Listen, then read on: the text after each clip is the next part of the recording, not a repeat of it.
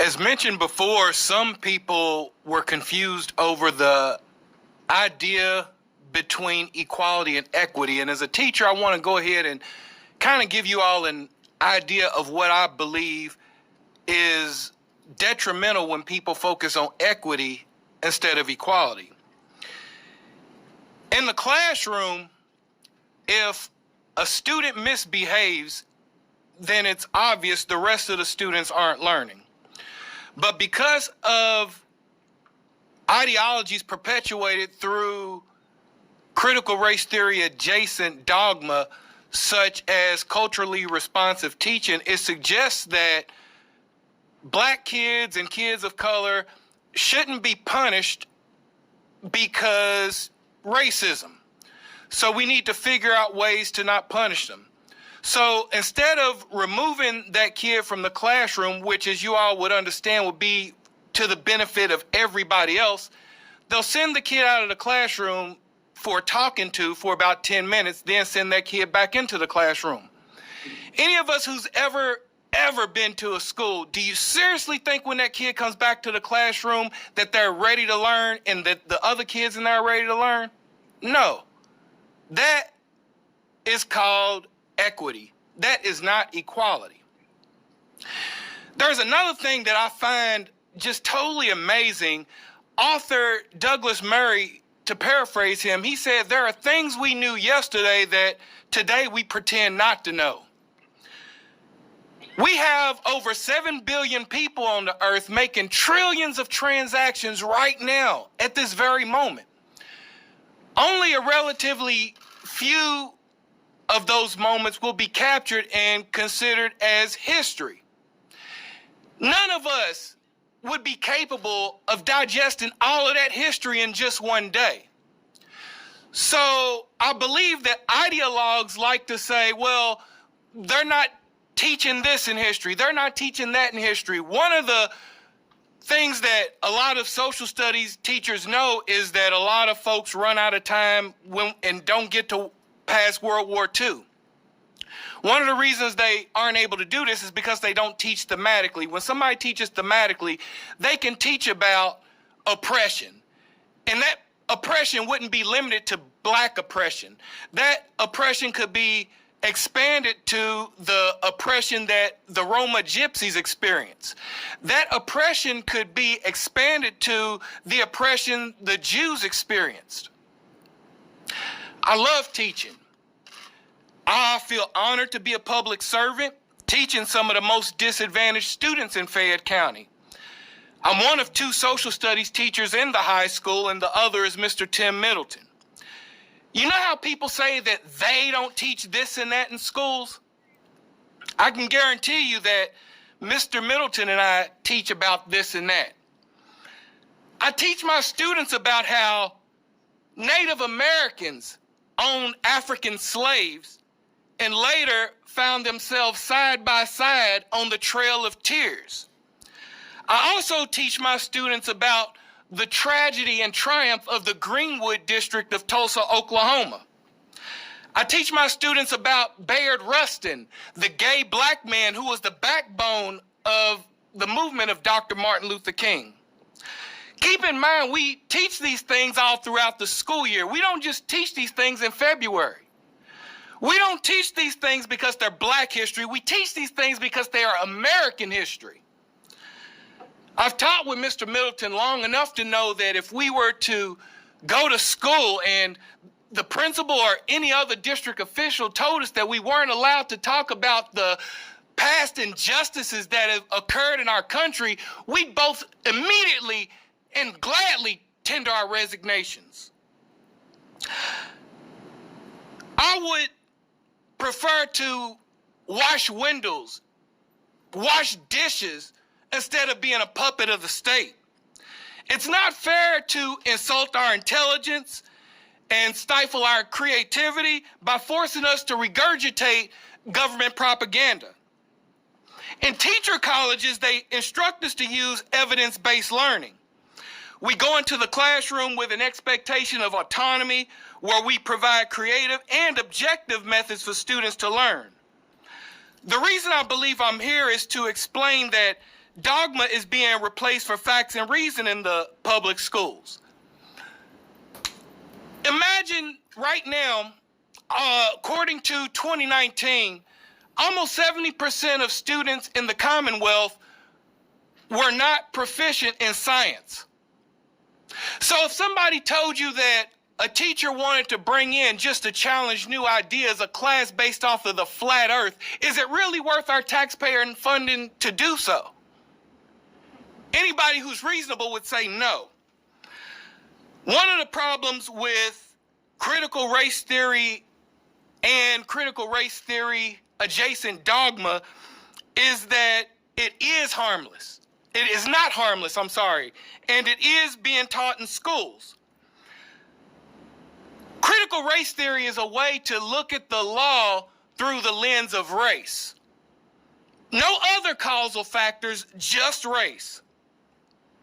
There's a severe problem with this. This past weekend in Winchester, Kentucky, a friend of mine unfortunately witnessed a terrible accident where a black man unfortunately was killed. It took about an hour before his body was removed, and from what my friend described, the black people around were anxious. They were angry. They were frustrated that this black man was sitting out here over an hour without any help, and their conclusion was because of racism. This is what critical race theory is. It doesn't consider any other causal factors for anything else, just racism. There's no denying that racism has played a major role in the history of America, but objectively, 2021 isn't even close to the levels of racism that was experienced in 1921. There are often various factors that account for disparities among groups, such as the region where they live, their level of education, whether they had a father in the house, the amount of kids they have, and etc. However, people who can only see through the race of lens will not see this. Most of those in favor of CRT ask, when has it ever hurt anyone? It's just a theory. Well, Marxism was once a theory, and when put into practice, it murdered systematically over 100 million people. I can also cite a legal example when critical race theory went wrong, for those who say it's only relegated to the legal paradigm. In 1995, then Attorney Barack Obama was a part of a class action lawsuit against Citigroup. They claimed that 186 black people weren't given mortgages because of racism. Citigroup eventually settled, and by 2012, only 19 of those 186 people had their homes. Half of them were foreclosed and went bankrupt. Could it have possibly been something else beside racism that made those folks lose their home? Is it possible that maybe they were financially irresponsible? But if you talk to people who believe in the philosophy of critical race theory and critical race theory adjacent dogma, then racism is the only conclusion they can come up with. According to critical race theory, in introduction, it states, racism is ordinary, not aberrational, normal science, the usual way society does business, the common everyday experience of most people of color in this country. As a result, any CRT adjacent doctrine doesn't belong in public schools.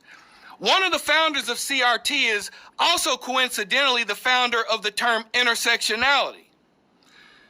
So when people say that CRT isn't being taught in public schools, that's like someone who deals in both heroin and meth saying that they can only deal one at a time. The staff at our school had a 2-day training during the transition between virtual and in-person school. In the very beginning of this training, the trainer says something like, to some of you, this training is going to be offensive. If it is, it's probably because you're a homophobe or a transphobe. And if so, there's plenty of private schools hiring. When ideologues are hired like this by school districts, students are held at an extreme disadvantage. In Kentucky in 2019, 49% of students were proficient in math, 47% proficient in writing, and only 32% proficient in science. This past year, I had an entire crop of ninth grade students with the inability to consistently capitalize and punctuate sentences. So I would then ask, why aren't we more focused on these basic academic standards instead of indoctrinating students with CRT adjacent content? Besides, I'd also like to know, since teachers are trained to approach learning from an evidence-based perspective, where is the evidence that shows that anyone has been made less racist by anti-racist training? You know dogma when you see it because it doesn't stand up to scrutiny against reason and logic. Pay attention, because some of the people who will have problem with what I say, they won't be able to attack my ideas, but instead they'll attack my personality and call me names, much like in grade school. Our republic was founded on the intelligent exchange of conflicting ideas. CRT adjacent dogma instead makes wide assumptions, leading to negative unintended consequences. Historically, great societies have failed when they adopted dogma instead of facts, logic, and reason. For example, one of the things a lot of people that I talk to don't realize is that the Roman Empire was parallel to the Chinese Empire, and the Chinese had made advances in medicine, they made advances in paper making, they invented the compass, and eventually they allowed dogma to infect their society. And when they adopted a Confucian imperial system, they forgot about logic and reason. They stopped making progress in science. If you think about another historical example, just look at the golden age of Islam. You're talking about people who were making advances in math, astronomy, medicine, while Europe was experiencing the Dark Ages. Once they traded in empirical evidence and reason for Islamic dogma, they declined into less prosperous countries with restrictions on human rights. CRT suggests elevating lived experience over objectivity. Lived-in experience is just another word for subjectivity. Racial supremacy in all its forms have no place in the American landscape. I don't care if it's white supremacy or black supremacy. Oh yes, black supremacy does exist. You might not learn this from reading White Fragility, but according to the Constitution of Liberia, a white person cannot become a citizen of their country. I would then remind you about Dr. King's statement about how an injustice somewhere is an injustice everywhere. A supremacist won't care about this point of racial discrimination in Liberia, but a humanist would. CRT adjacent dogma is also anti-capitalist. Capitalism believes in the free exchange of ideas and choices between individuals, whereas CRT adjacent dogma believes in power differentials among a collective. The smallest minority in any society is the individual. If we trade in logic and reason in favor of dogma in Kentucky and the U.S., what makes us think we'll fare any different than any other societies that came before us? Let's not develop a society where kids stand out in front of each other in order of racial preference or discrimination, but let them stand shoulder to shoulder and bear grievances together as Kentuckians and as Americans. Thank you.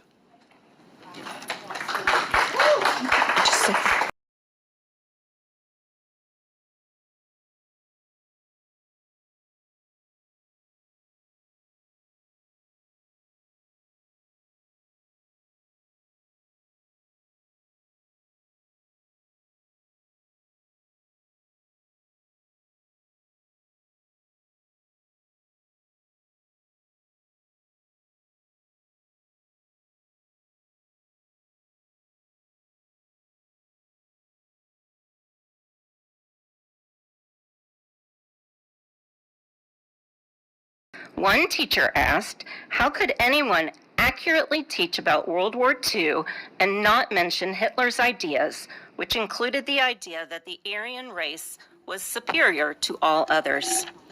And another stated, I am concerned about the portion of this bill that states that educators can't and shouldn't have classroom discussions that promote discomfort. It was number 7 in your bill. Much of history rightfully makes us uncomfortable. How can teachers provide honest historical information when they are afraid that they will be reprimanded for student discomfort? Wouldn't it be better if we focused our energies on providing every student with an opportunity to learn with all of the supports necessary to make that happen? I recently spoke with an alternative school teacher from JCPS. His students are on the last rung of the school to prison pipeline.